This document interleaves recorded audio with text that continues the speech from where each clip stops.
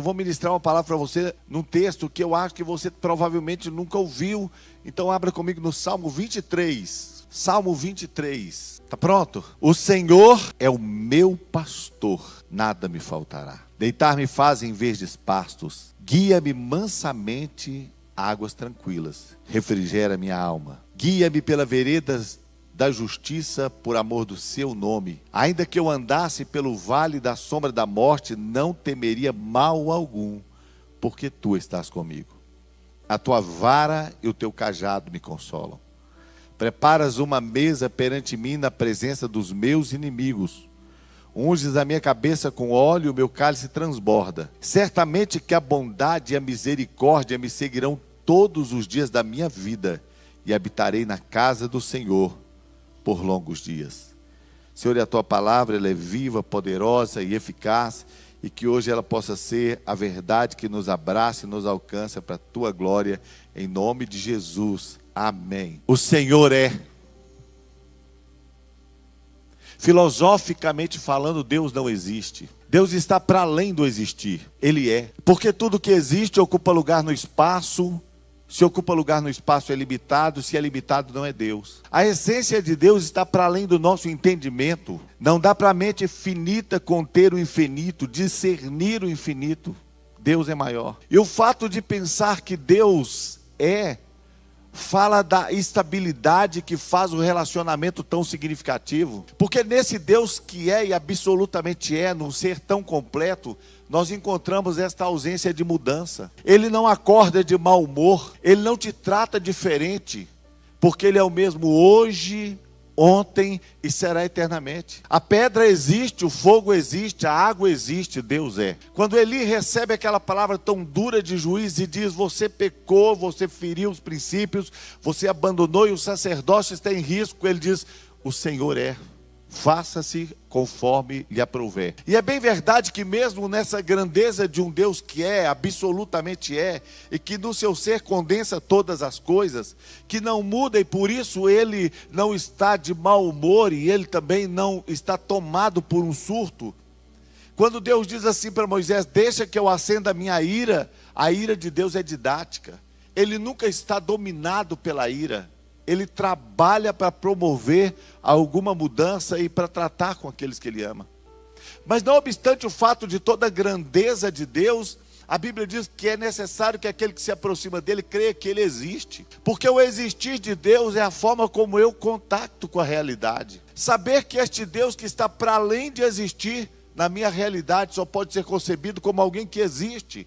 E a Bíblia diz que Ele é galardoador daqueles que o buscam. Ele é o meu pastor e nada me faltará. E é interessante que quando a gente pensa nesse texto, e na tradução que apareceu ali diz: e de nada tenho falta, dizem que é a tradução mais completa, porque na presença de Deus, não é que não me falta o provimento, a provisão ou a necessidade que me acolhe, não. É que Ele é tão suficiente que depois de tê-lo, de nada tenho falta. Ele é completo em mim e para mim. Ele traz a graça tão abundante e soberana, que é o mais significativo que eu poderia ter. O Senhor é o meu pastor. Ele é Senhor, Ele é pastor e Ele é meu. E quando eu escrevo esta frase, tem que vir tudo em maiúscula, a exceção do meu. É a parte menor da relação, é que eu estou me relacionando com Ele, com a grandeza de quem Ele é, e reconhecendo que Ele é todo poderoso, Ele é o meu pastor, e de nada tenho falta. Estou suprido, estou provido, estou abençoado. E esse Deus poderoso, diz a Bíblia: deitar-me faz em verdes pastos e guia-me mansamente a águas tranquilas. É interessante que você vai encontrar nesse salmo uma mudança constante de ambiente, mas o que é celebrado em todo o salmo é a presença e a graça. Então Ele me faz deitar em verdes pastos e me conduz a águas de descanso. Isto fala de provisão e do cuidado de Deus que leva até aquele lugar onde nós precisamos estar. Mas diz a Bíblia que Ele não apenas guia, mas guia-me mansamente. Porque Deus não impõe a mim e a você os passos de Deus. Os passos de Deus não podem ser os mesmos de uma ovelha. Então Deus dosa quem Ele é para ser o seu guia. Deus dosa quem Ele é para andar com você. Deus dosa a grandeza de quem Ele é para que você possa acompanhar o ritmo. Deus não impõe um ritmo divino para nós, mas se habilita para ser o condutor. E Ele diz, Ele me conduz. Sabe por que Deus nos conduz? Porque Jesus disse assim: as minhas ovelhas ouvem a minha voz e me seguem. Ovelha não ouve comando. Os generais gritam de trás, vão. Os líderes gritam, avante. Mas Jesus diz, venham. Porque ovelha não ouve comando, ovelha ouve paixão. As minhas ovelhas ouvem a minha voz e seguem a minha paixão, e seguem o meu coração, e seguem o meu exemplo, e seguem quem eu sou. Jesus se propõe a ser aquele líder que te guia no passo que você pode andar, e que vai à frente nos seus combates, nas suas vitórias. Ele vai à frente para garantir que você já é vencedor na saída. Ele é o grande pastor, Ele é o grande Deus que se importa em estar com você e fazer a diferença. E diz a Bíblia, refrigera minha alma e guia-me pelas veredas da justiça por amor do seu nome. Eu gosto da palavra de Deus porque é uma transição tão forte e uma revelação progressiva. A história que começa no jardim e termina na cidade. A história que começa no pasto, mas termina à mesa. E é neste ambiente que Davi começa a colocar romanticamente a relação do pastor com a ovelha. E de repente ele vai humanizando essa relação. E aquela ovelha que já está provida, que está no lugar confortável, guiado para os pastos onde deveria estar, experimentando as águas que consegue desfrutar, agora tem alma. Ele refrigera a minha alma. Ele vai para lugares onde só Deus conhece a minha alma. Onde as minhas emoções gritam. Onde as minhas crises querem morar. E então Deus refrigera a minha alma. E Ele não para de um ambiente para o outro. Ele continua a ser o que guia. E a palavra do Senhor diz assim, guia-me pelas veredas da justiça por amor do seu nome. Quem mais podia me conduzir por veredas de justiça? Os meus passos não estão habilitados. O meu ontem não me credencia, porque não há justiça em mim, e a Bíblia diz que não há nenhum justo sequer. Então Jesus, Ele, para que você possa passar pelo caminho de justiça, Ele veio te fazer justiça. E o processo de te fazer justiça de Deus foi se fazer pecado em seu lugar. Jesus não apenas levou os nossos pecados, mas Ele se fez pecado, para que eu e você fôssemos feitos justiça de Deus. E quando Ele te faz transitar por este ambiente, pelas veredas da justiça, Ele está te levando para um lugar mais alto do que você jamais imaginou. Para você se olhar e dizer, eu posso passar por aqui, não por meu merecimento, mas porque o nosso Cristo e o nosso Senhor pagou o preço e passou por aqui, e me deixou um caminho aberto. É por isso que a Bíblia diz ousadamente, cheguemos-nos pois com ousadia, entremos pelo novo e vivo caminho que Ele nos consagrou pelo seu sangue. Há um preço pago, por isso a salvação é de graça, mas não é sem preço, é de graça porque Jesus já pagou. Então você desfruta, e você anda por esses caminhos de justiça, essas veredas de justiça. O caráter moral que vai ampliando e nos fazendo trafegar por ambientes que outrora não nos eram pertinentes, aos quais nós não merecíamos, mas que não só agora são pertinentes a nós, são possíveis a nós, mas mais que isso, são os caminhos que nós escolhemos. Queremos andar em caráter de justiça, em pureza e santidade, porque é neste lugar que o nosso pastor trafega. E é neste lugar que nós queremos andar. Ainda que eu andasse pelo vale da sombra da morte, não temeria mal algum, porque tu estás comigo. Ainda que eu andasse pelo vale da sombra da morte. Tem lugares que Deus nos conduz, mas vez por outra a ovelha se dispersa, se perde do caminho, trafega por lugares que Deus não projetou. Eu me lembro quando eu entrei naquela situação dificílima e fiz uma dívida impagável. Eu me lembro que acredito que provavelmente, a oração que moveu o céu em meu favor foi exatamente essa. Deus, eu entrei neste lugar pelas minhas pernas. Não foi o diabo, não foi o destino, não foi o Senhor, fui eu, Senhor. Foram as minhas escolhas erradas, foi o meu coração independente, foi o meu coração rebelado que me fez andar num caminho, porque se eu sou filho de Deus, sou guiado pelo Espírito, eu não me deixei guiar. Eu me perdi da tua voz, Senhor. Por isso eu estou neste lugar. E eu disse: Deus, e embora eu tenha entrado pelas minhas próprias pernas, eu não saio pelas minhas pernas, eu só saio nos braços do Senhor. Há momentos em que nós vivemos a vida assim. Entramos pelo vale da sombra da morte. E o que faz a diferença no lugar onde você está, não é a crise que te cerca, nem as possibilidades negativas, é a presença. Porque tu estás comigo. A presença traz a segurança, a graça e o favor de dizer: dá para andar por este caminho, porque eu sinto a presença. Dá para andar por este caminho, porque há uma mão segurando na minha mão. Dá para andar, embora talvez não tenha a claridade que eu queria, o ambiente que eu gostaria, mas dá para andar porque eu estou seguro que Ele está comigo. A presença de Deus expurga o medo. A presença de Deus rompe com as algemas, com as amarras e com as cadeias do medo. Eu me lembro que em um tempo nós tínhamos um problema com um empresário e ele tinha um compromisso financeiro conosco que extrapolava a casa de 1 milhão. Tínhamos um documento para ele assinar e já tinha 5 anos e ele não assinava, uma confissão de dívidas. E agora nós estávamos buscando a solução, era o último dia. Me lembro que naquele dia eu estava fazendo um período de jejum mais prolongado. Se eu não me engano, foi quando eu fiz 21 dias de jejum, eu estava no 18º. O nosso advogado diz que a possibilidade de ganhar a causa não era tão grande. Era uma causa confusa. Eu sabia que nós precisávamos da assinatura dele. E era o último dia e eu fui lá com os documentos para ele assinar. Ele já tinha me dado chá de cadeira tantas vezes, enrolado tantas vezes. E naquele último dia eu estava orando e dependendo de Deus. Ele chegou depois de algum atraso e assinou aquele documento que o comprometia e que comprometia a ser fiel em algumas coisas que devia para a igreja. E eu me lembro que eu saí daquele lugar, entrei no carro e eu desci a BR, eu vinha rindo, chorando, glorificando. E naquele dia nasceu no meu coração uma ilustração.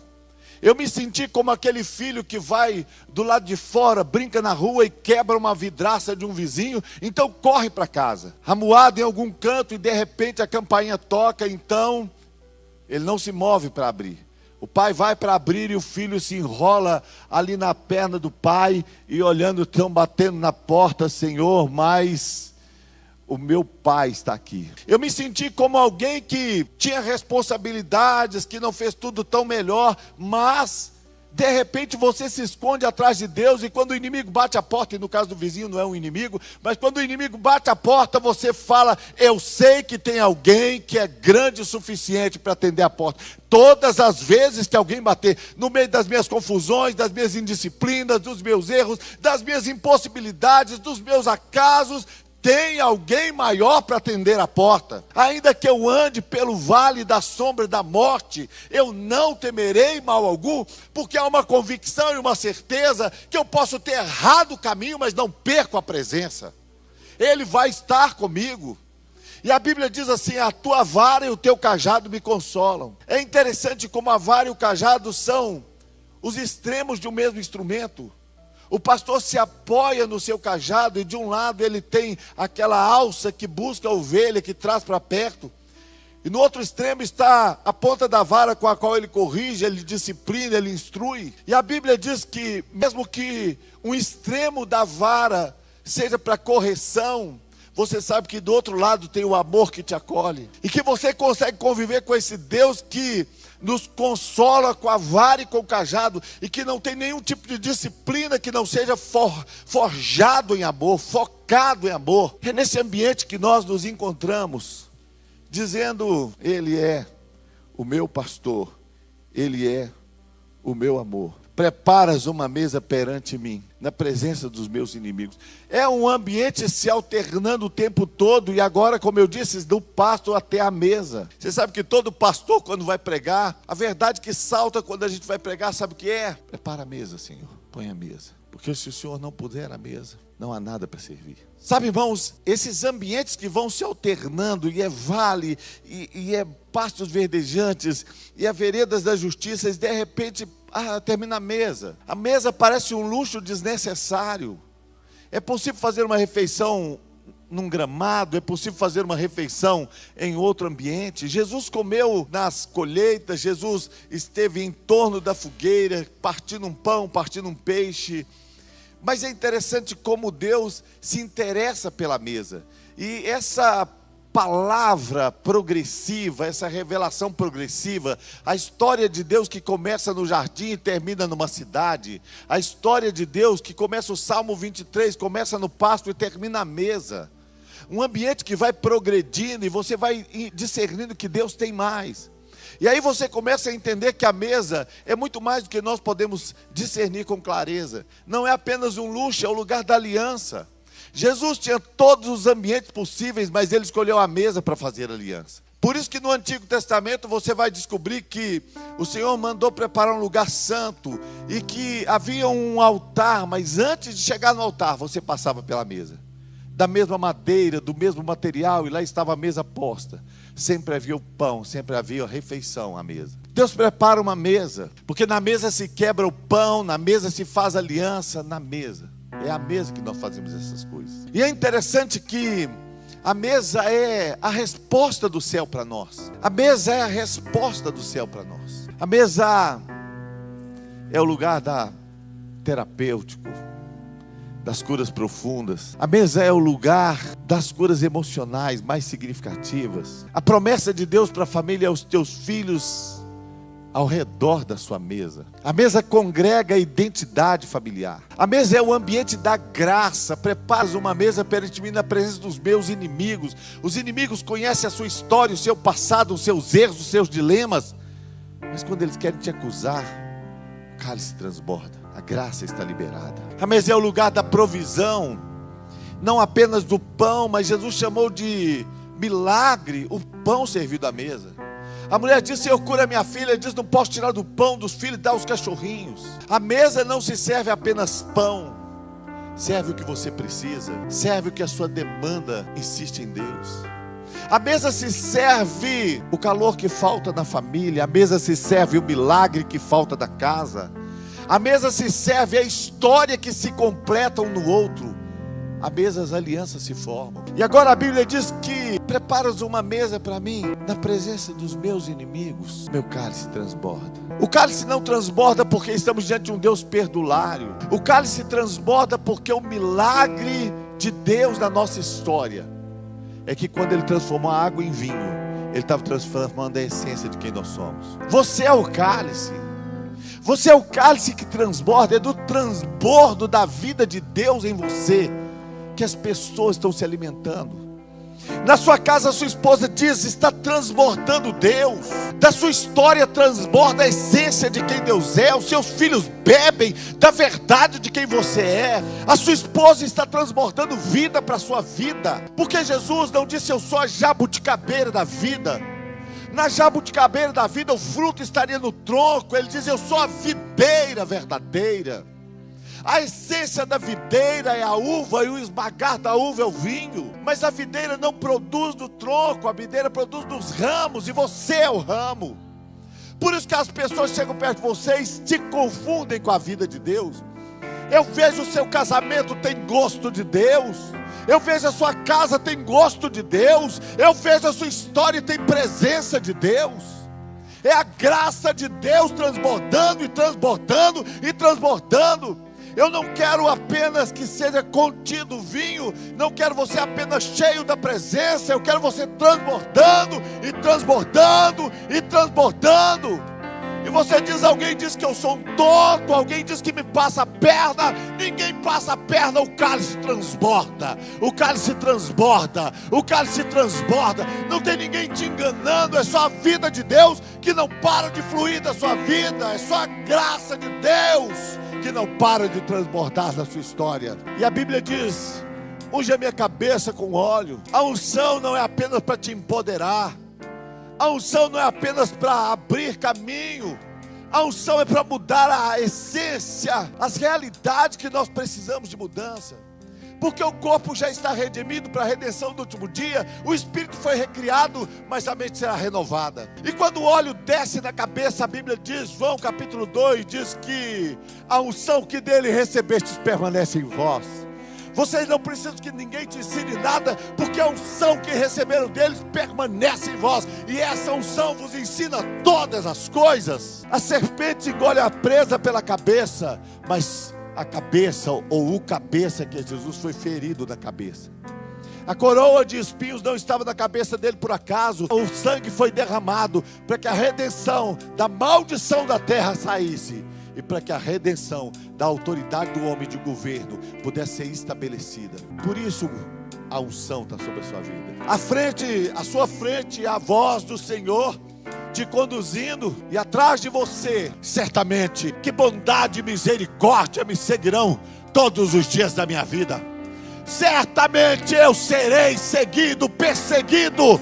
Certamente atrás de mim o tempo todo, bondade, misericórdia e bondade, e misericórdia e bondade, misericórdia, todos os dias da minha vida. E eu não vou deixar a casa do Senhor, habitarei na sua casa por longos dias. Você está determinado para a casa de Deus. Você é estabelecido para ficar na casa de Deus. Você está estabelecido para viver na casa de Deus. E isso é o que Deus tem para você. Porque você sabe da verdade, que o diabo pode tentar te roubar, mas não vai conseguir. O Senhor, o Rei soberano, o Deus todo-poderoso, é o meu pastor.